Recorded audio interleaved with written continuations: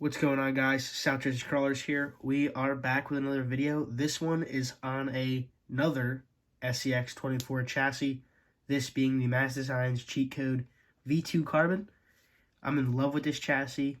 Mr. Mazz himself is a great guy. He makes great parts. And let's just get right into the video and see what it's all about.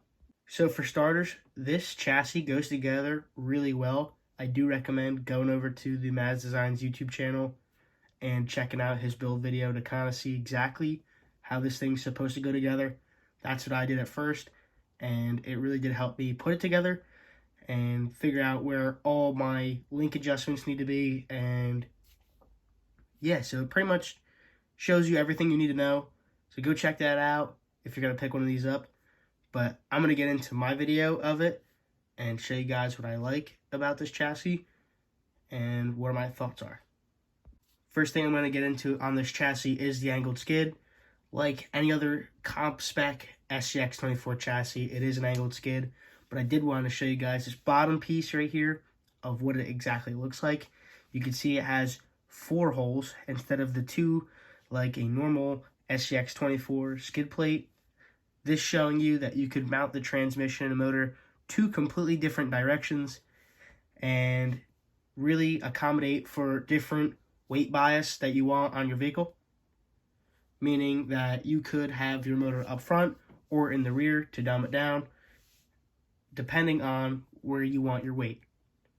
Here exactly is a great view of the angled skid. You guys can see exactly what I'm talking about.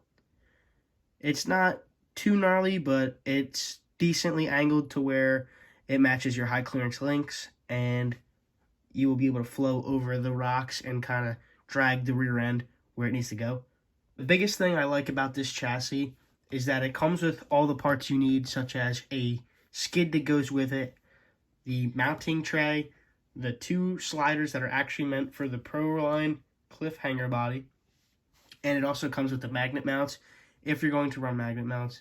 I'm actually going to run the cliff hanger body. I'm going to do this all murdered out black with the Mazz Designs wheels you guys can see in the background. The creep back here is running them, and I absolutely love them on the trenchers, so I think that's going to be the combo. I do want to try them on the swampers, but they are going to go on here with swampers. I think the swampers are going to do really good on this chassis. I've had the swampers on other chassis before, including the Killa chassis, and I really do love them, and it's a great combo.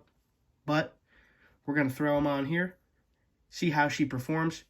I'm really stoked on how this chassis is coming out. Another great thing about this chassis is it gives you all of the shock mount locations that you would ever want in the rear here and in the front. You also have lower link mount locations here and here for the upper links. Now, the reason this truck only has shocks in the rear right now is because this truck is still being built, and I'm still contemplating on what shocks I want to run.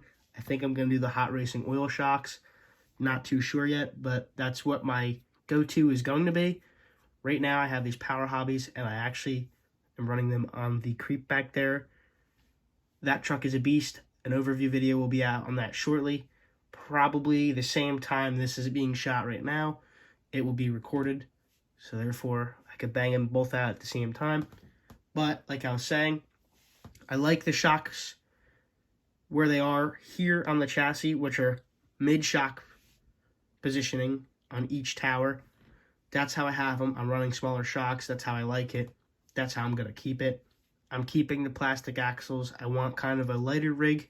My biggest complaint that I have with a lot of other rigs is that the chassis rails come out way too far, and that means the servo, where the servo wire comes out on the rig, on the side of the servo right here, will bind up on the chassis rail.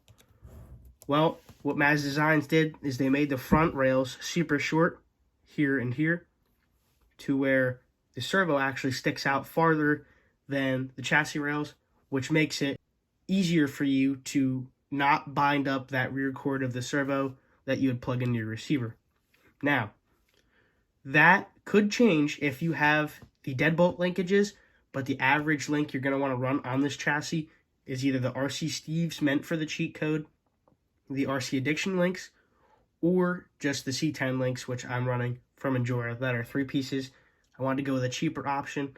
I want to keep this rig real light, real cheap, and just get the bang for your buck out of performance-wise. So the 3-piece Enjoy links are a great idea.